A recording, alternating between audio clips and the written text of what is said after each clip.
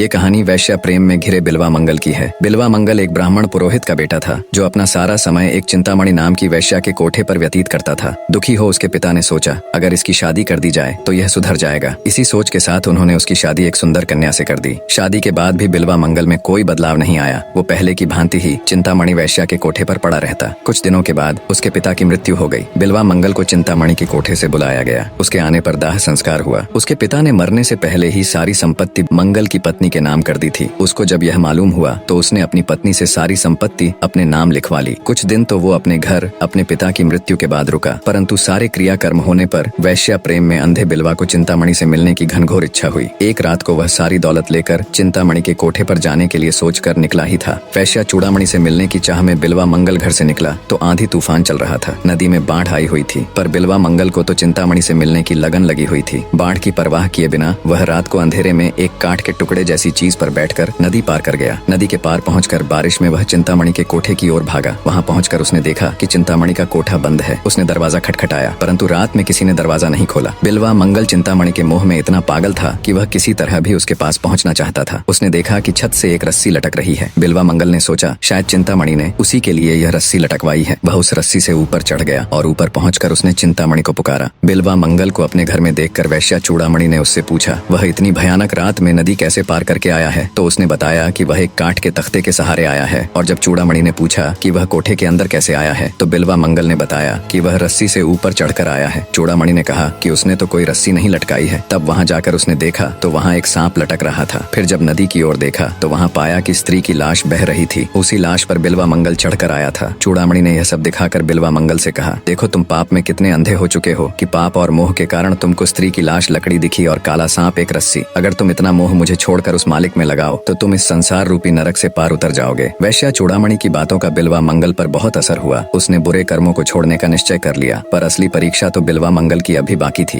वैश्या चूड़ामणि ने जब बिल्वा को परमात्मा से मोह करने की बात कही तो उसे भी एहसास हुआ कि वो खुद भी तो एक गंदे कीचड़ में धंसी हुई है, वेश्यावृत्ति करती है। चूड़ामणि ने अपना साज सामान इत्यादि फिकवा दिया और भगवान के भजन में लीन हो गई। इधर बिल्वा मंगल भी अब चूड़ामणि के द्वारा ज्ञान प्राप्त होने से भगवान के भजन में लीन हो गया। वो बांसुरी बजाता और भिक्षा लेकर अपना पेट भरता। उसी नगर में एक महादानी सेठ भी रहता था। उसका नियम था जो कोई उसके दर पर आता वह कभी भी उसे खाली हाथ नहीं लौटाता। एक दिन बिल्वा मंगल भी सेठ के द्वार पर भिक्षा लेने के लिए पहुंच गया। उस दिन सेठ जी की धर्मपत्नी दान देने के स्थान पर बैठी हुई थी। वह अत्यंत रूपवती थी। उसको देखकर बिल्वा मंगल का मन चलायमान हो गया। उस दिन तो बिल्वा मंगल भिक्षा लेकर वापस चला आया। दूसरे दिन बिल्वा मंगल फिर से भिक्षा लेने गया। उस दिन बिल्वा मंगल ने सेठ जी से कहा आप महादानी हैं, इसलिए मैं आपसे एक दान मांगना चाहता हूँ। सेठ जी ने बिल्वा मंगल से दान मांगने को कहा। उस पर बिल्वा मंगल ने सेठ जी से कहा कि वह एक रात उनकी धर्मपत्नी के साथ निवास करना चाहता है। बीवी के साथ एक रात बिताने की बात सुनकर भी सेठ ने बिना विचलित हुए बिल्वा मंगल को दूसरे दिन शाम को आने का निमंत्रण दे दिया। सेठ ने जब ये बात सेठानी को बताई तो वह अत्यंत घबरा गई। बोली आपने यह क्या कर डाला। सेठ जी ने उत्तर दिया कि वह इतनी छोटी सी बात के लिए अपना प्राण नहीं तोड़ना चाहता। दूसरे दिन शाम को जब बिल्वा के आने का समय हुआ तो सेठानी अत्यंत घबरा रही थी। सेठ जी ने उससे कहा कि अतिथि सेवा में कोई भेद नहीं आने पाए, तुम्हें उसकी एक पत्नी के रूप में सेवा करनी होगी। बिल्वा मंगल जब आया तो उनको स्नान कराया, नए वस्त्र पहनाए, चंदन लगाया और फूलों के हार पहनाए। उसके बाद उसको सेठानी ने भोजन कराया। भोजन करने के बाद जब बिल्वा मंगल सोने के स्थान पर जा बैठा तो उस समय सेठानी असमंजस में पड़ गई कि वह क्या सेवा करे। जब उसने बिल्वा मंगल से पूछा तो उसने सेठानी को 2 सुई लाने को कहा। सेठानी की समझ में न आया कि बिल्वा मंगल को सुई क्यों चाहिए, परंतु उसने अपने कर्तव्य अनुसार आज्ञा का पालन किया। बिल्वा मंगल ने पहले सेठानी को बहुत अच्छी तरह देखा, फिर दोनों सुइयों को अपनी आंखों में घुसेड़ लिया। ये विचित्र घटना देखकर सेठानी बहुत घबराई और उसने शोर मचाकर सेठ जी को बुला लिया। सेठ ने भी जब बिल्वा को देखा तो घबरा गया और उसने बिल्वा मंगल से आंखें फोड़ने का कारण पूछा। तब बिल्वा मंगल ने सेठ को अपनी पूरी जीवन कथा सुनाई। उसने कहा कि वह अपने नेत्रों के कारण रूप के मोह में फंसकर भगवान से दूर हो जाता था। ये उसके नेत्र ही थे जो उसको विषय वासना में फंसा देते और उसके विचारों को अच्छाई और उस परमात्मा से भटकाकर पाप के द्वार की ओर ले जाते। इसलिए उसने इस सारे फसाद की जड़ को ही काट डाला। इस घटना के बाद बिल्वा मंगल परमात्मा की भक्ति में लीन हो गए और पूर्ण संत बने, जिन्होंने अनेक प्रसिद्ध काव्यों की रचना भी की, जिन्हें हम सूरदास जी के नाम से जानते हैं, जो अपने समय के सर्वश्रेष्ठ कवि और परम ईश्वर भक्त थे।